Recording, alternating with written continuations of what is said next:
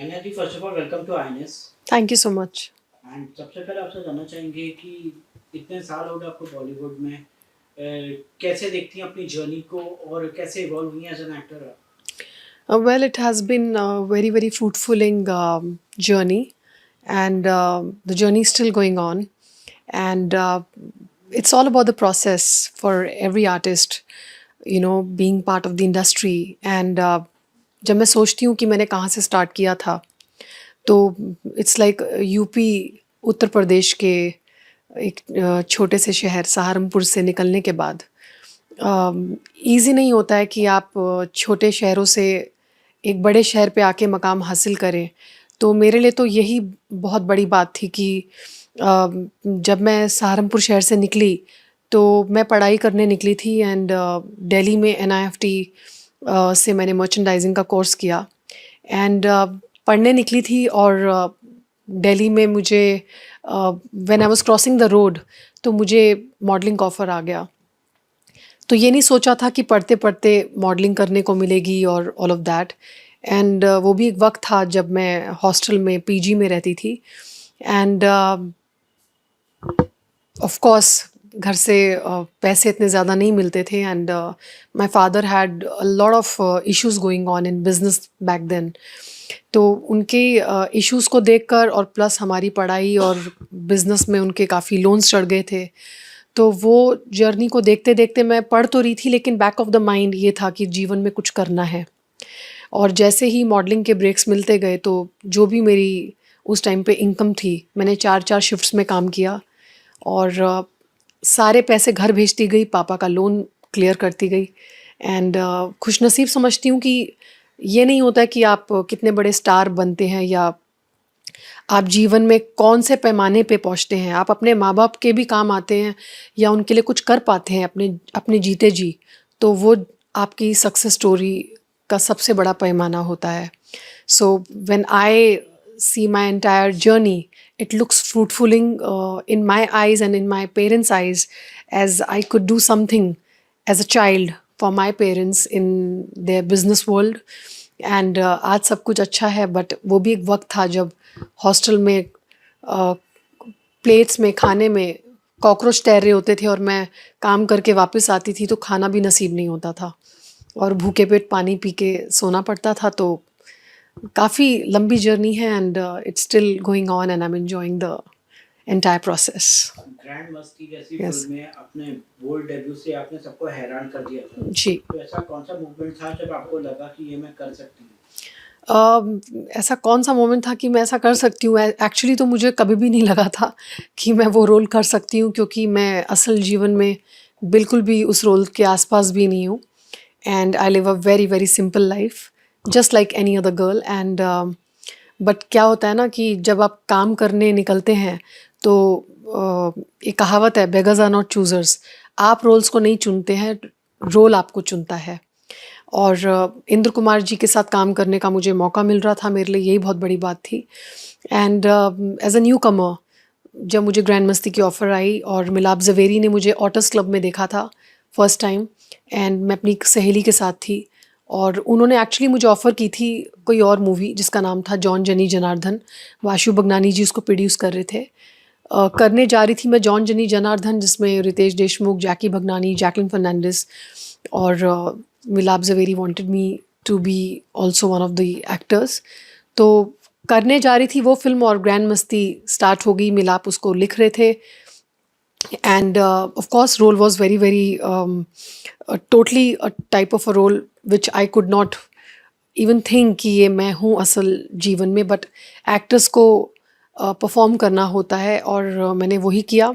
इंद्र कुमार जी ने जैसे जैसे मुझे इंस्ट्रक्ट किया मैंने किया क्योंकि मुझे आगे बढ़ना था, मेरे पास कोई चॉइस नहीं थी, मुझे काम करना था और काम करके अपनी फैमिली को भी देखना था। And movie super duper hit हो गई तो मेरे लिए सोने पे सुहागा कह सकते हैं कि वो दौर रहा, वक्त रहा, क्योंकि उस मूवी की वजह से मैंने बहुत शोज़ किए, मैंने बहुत इवेंट्स किए, मैं आज तक काम कर रही हूँ एंड मैं शुक्राना करती हूँ ऊपर वाले का और इंद्र कुमार जी का, मिलाप का and all the people who believed in me and what ever it was, but it did give me a lot in my life तो मैं कुछ भी आज जहाँ पर भी हूँ मैं अच्छा रह पा रही हूँ, अच्छा खा पा रही हूँ, अच्छा पहन पा रही हूँ, अच्छी ज़िंदगी जी पा रही हूँ. It's all because of that one movie grand मस्ती विच बिकेम अ ब्लॉकबस्टर, जो आज तक मेरे पेरेंट्स ने देखी नहीं है. By the way, my father, my mother, nobody has seen the movie as yet.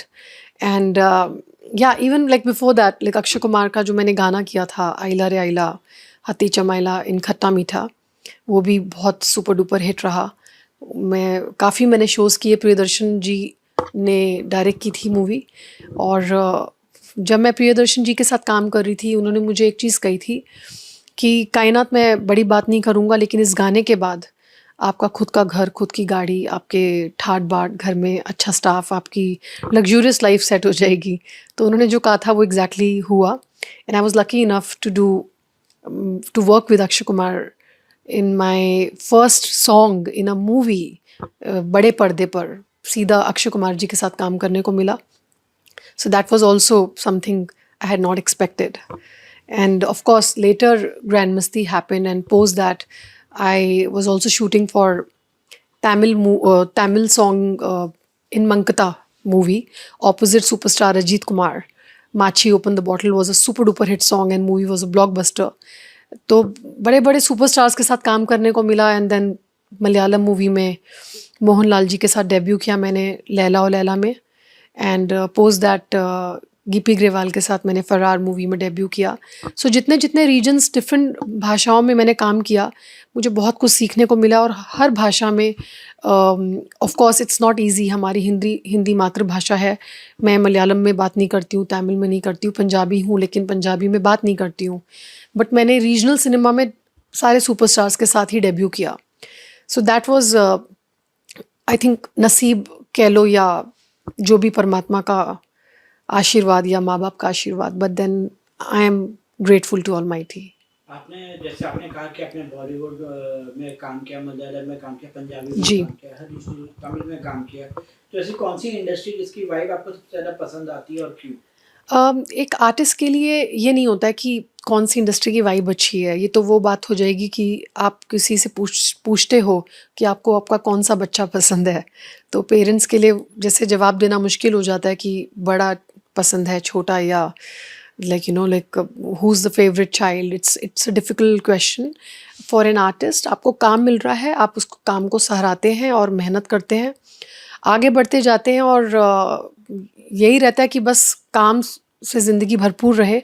और सभी इंडस्ट्री में मुझे बहुत मज़ा आया. बस ये है कि हिंदी आपकी मातृभाषा है, तो आपको लगता है कि आप उसमें डेली बात करते हैं तो इजी हो जाता है. और जब आप तमिल, मलयालम, पंजाबी जैसी मूवीज़ करते हैं, ठीक है, या तेलुगु भी करते हैं, तो it's more like going to the school. And आप दोबारा से एक तरीके से पढ़ाई करते हैं, आपके टीचर होते हैं. मैंने हरियाणवी लैंग्वेज भी सीखी, मैंने संस्कृत भी सीखी थी, और नुक्ते वगैरह सब मैंने proper workshops, acting classes, dance workshops, मैंने सब मेहनत किया. मैंने ढोल बजाना भी सीखा कुछ किरदारों के लिए. और आर्टिस्ट के लिए यही होता है कि आप हर रोज़ कुछ बेहतर करें और कुछ रोज़ कुछ नया सीखें in terms of your creative line.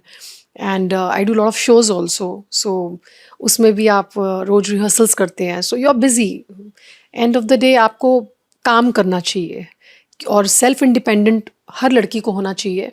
No matter who you're marrying, who's your boyfriend, no matter where you're going to settle, but a woman should be always self-sufficient and independent. Grand मस्ती जैसे comedy roles की वजह से क्या लोग आपको अक्सर funny समझते हैं, या फिर उन्हें लगता है कि आप ग्रैंड साइड से ज़्यादा डोमिनेट करती हैं? I don't know if people think I'm funny, and I don't even know if I'm funny. I think I'm more of a lover. I think people who know me, like my friends or people who are around me, they think I'm very romantic. So I think I should do a romantic movie, and maybe something more intense. Comedy is something, I think comedy is the most difficult genre. और इसमें sense of timing बहुत important होती है. और ज़्यादातर मैंने देखा है कि कॉमेडीज़ में लड़कों के आसपास जितने भी मेल एक्टर्स हैं उनको ज़्यादा परफॉर्म करने को मिलता है. And very few films like I have seen they comedies more surrounded around a female character, like Tanu weds Manu returns. तो वो भी एक ब्लैक ह्यूमर कॉमेडी है and Kangana Ranaut had performed incredibly beautifully. She had portrayed that character where she had done that Haryanvi role in Tanu Weds Manu Returns. And क्योंकि हरियाणवी में भी एक अलग टाइप की भाषा होती है, उसमें भी एक पंच लाइन्स होती हैं जो हमें लगता है कि हरियाणवी में हम बात कर रहे हैं, हम फ़नी नहीं है बट सामने वाले को फ़नी लगता है. तो बहुत कम ऐसी मूवीज़ हैं जिसमें एक्ट्रेसेस को कुछ ऐसा परफॉर्म करने को मिलता है जिसमें लोगों को लगता है फ़नी है. बट या when I did grand Masti I was nominated at the IIFA awards and straight away I went to US. So I mean for me it was something big. I had not expected that कि मैं nominate भी होंगी.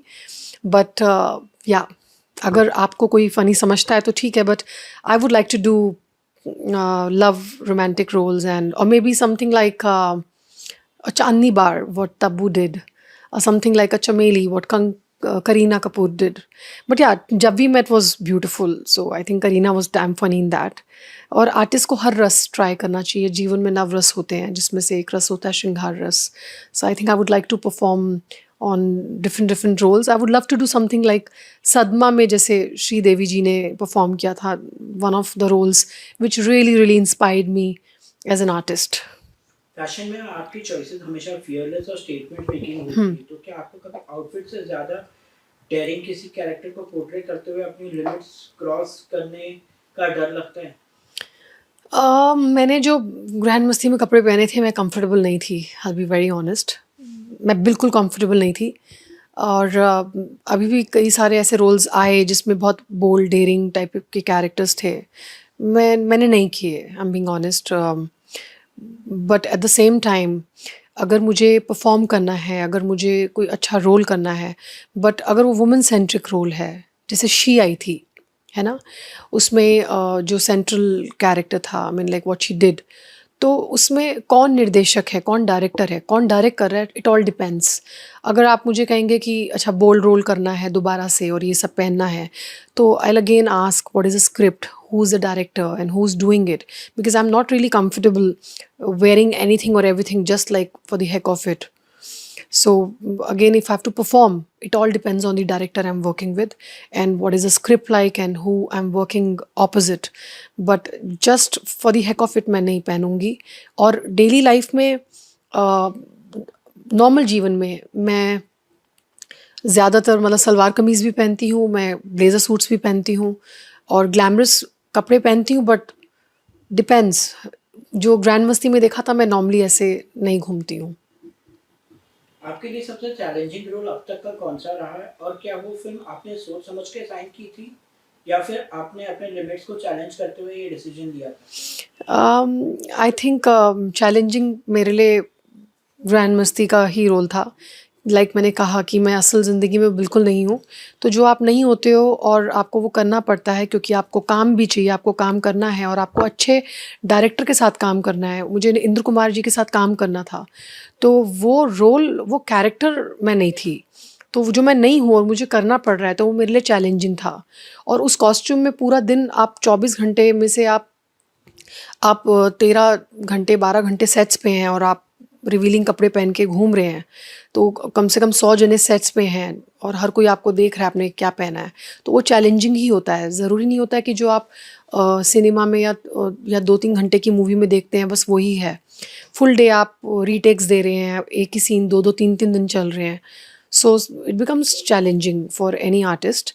But then there are some people who are okay and like actually bold in real life, but then there are people who are working because they want to work with some good scripts or with good directors. So it depends on people to people. जैसे आजकल की बात की जाए, आजकल की जो upcoming actresses हो रही हैं जिनको एक्ट्रेस बनना है, तो वो जो है पैपराजी का शिकार होती हैं, Yes. पैपराजी कर रही हैं, पैप्स को बुला के अपना फोटो खिंचवाती हैं और अजीब तरह के कपड़े पहनती हैं. आपके हिसाब से वो कितना सही है या कितना गलत है?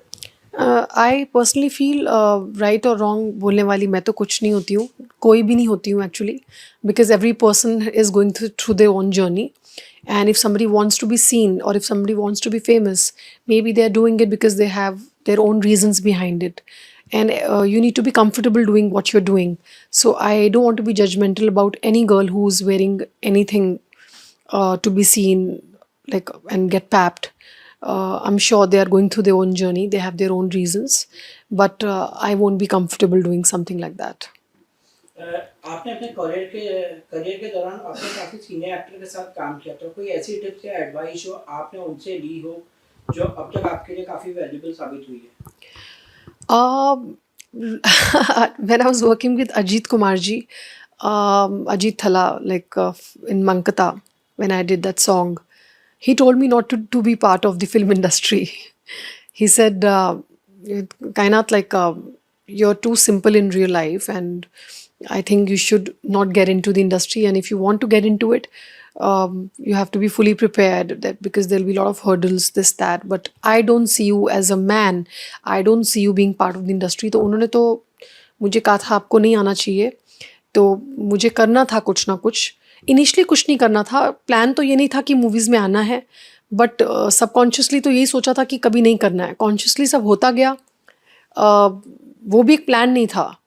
बट ये है कि हाँ, अजीत कुमार ने तो कहा था मतलब पर्सनल लेवल पे कि उनके यहाँ से कोई भी होगा तो वो जिनको पसंद करते हैं वो तो मना ही करते हैं.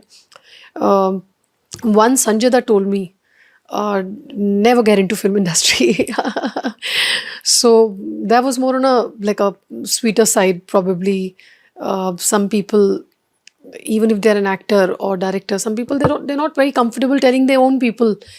जैसे मेरे पेरेंट्स को नहीं चाहिए था कि मैं मूवीज़ में आऊँ या मैं कुछ करूँ, बट जब काम अच्छा होता गया तब उनको एज सच इतना ऑब्जेक्शन नहीं था. बट ये चाहते थे कि कुछ परफॉर्मेंस ड्रिवन रोल करो, कुछ ऐसा करो जिसमें कुछ मैसेज हो, है ना. और like when I was working with Akshay Kumar, so he was very very highly, like he was someone who was motivated, like motivated person. So he never said that ki don't do this, don't do that. In fact, he was very funny, very supportive. When I was working with Vivek Oberoi, Ritesh Deshmukh, they were very supportive, and everybody was good in their own way. And I was lucky enough to work with everyone. Mohanlal ji, like he is such an incredible actor himself. He was very very supportive. So I have learned a lot in my silence while working with every actor I have worked with, be it even with Gippy, because Punjabi मैं हूँ, but पिंडू Punjabi, पिंड की पंजाबी बोलना easy नहीं है. और हम लोग यूएस में शूट कर रहे थे तो मुझे गिप्पी ने बहुत सपोर्ट किया. मुझे पंजाबी की जो डिक्शन, जो लिंगो है, उसमें just like a teacher, he was like on there on the set supporting. So from every actor I've learned something or the others. In my own silence I was observing Ritesh Deshmukh being such a spontaneous actor, and his one liners and his spontaneity, like in terms of dialogue delivery, कुछ तो लिखा नहीं होता था और वो ऐसा कमाल कर जाते थे कि आप बस देखते रह जाओगे और इतना कुछ सीख जाते हो. And if you are a sucker for learning in this industry, और अगर आप बहुत आगे जाना चाहते हैं तो आपको साइलेंटली ऑब्जर्व करना चाहिए. तो मैंने अपनी साइलेंस में इन सब दिग्गज एक्टर्स को ऑब्जर्व करके बहुत सीखा है, रादर देन टिप्स लेके सीखा हो. आजकल की फिल्मों में आपका कौन सा ट्रेंड से न्यू एज रोल्स आपको इंटरेस्टिंग लगते हैं? क्या आप अपने फ्यूचर प्रोजेक्ट में उस ट्रेंड्स को एक्सप्लोर करना चाहती हो? आजकल के ट्रेंड्स का तो मुझे नहीं मालूम है, बट मैं ये बता सकती हूँ मुझे रॉकस्टार जैसी मूवीज़ बहुत रॉकस्टार बहुत पसंद थी 2011 में. लाइक जब मैंने इसके प्रीमियर में देखा तो काफ़ी लोगों को तो सिर के ऊपर से चली गई थी रॉकस्टार उस टाइम पे. And I have seen the movie maybe about 80 to 90 times. There is no count. 2011 से मैं रॉकस्टार को देख रही हूँ. And Jab we met I really liked, I loved Omkara, I loved Langda Tyagi's character. I loved Ajay Devgan in Omkara. I liked Kareena Kapoor in Omkara. I loved Sri Devi ji in Sadma. So there are many movies like that. So I would not say कि आजकल के उसमें क्या चल रहा है, but मैं कैसी movies देखना पसंद करती हूँ. I would rather talk about that. Then I also love DDLJ, Shah Rukh Khan movies. Love Meryl Streep as an actress, and Devil's Wear Prada. So different kind of genres I enjoy. And yeah. Lastly आपके future projects क्या-क्या हैं? I have finished a movie with K.C. Bukaria sir called Tisri Begum. and I have done a web series like OTT के लिए हमने किया है एक बड़े OTT के लिए. It's called Wraith, which is based on mining and mafias and all that. It's a true story where I played a Muslim character. And तीसरी बेगम में भी मैंने मुस्लिम रोल प्ले किया है. So I have 2 releases and Wraith का जो season 2 है that will be starting very soon. So I have 2 releases on the pipeline and lot of magazine covers we are shooting. Okay, lastly क्या message देना चाहेंगे अपने fans को? Nothing, just be yourself and be productive, be progressive, and do something in life. And take care of your health and respect your parents, love your elders, and live a healthy life. And just pray and be happy. Be happy from inside. Okay, thank you. Thank you so much.